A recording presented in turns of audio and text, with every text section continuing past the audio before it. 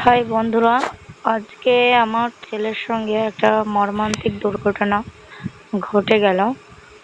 আহ, আমার হাসি খুশি ছেলেটা এক মুহূর্তের মধ্যেই অসুস্থ হয়ে পড়ল।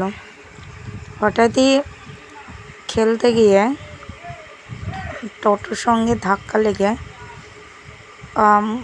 একদম থুতনিটা পুরো গর্ত হয়ে কেটে গেছে।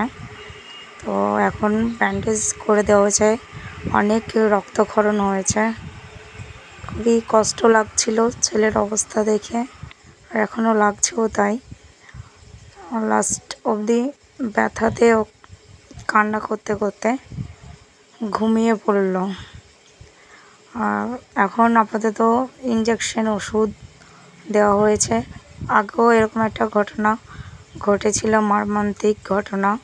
মাথার মধ্যে সেলাই হয়েছিল ফেটে গিয়ে। কি বলবো, খুবই কষ্ট লাগছে। আমার হাসি খুশি ছেলেটা মুহূর্তের মধ্যেই অসুস্থ হয়ে পড়ল।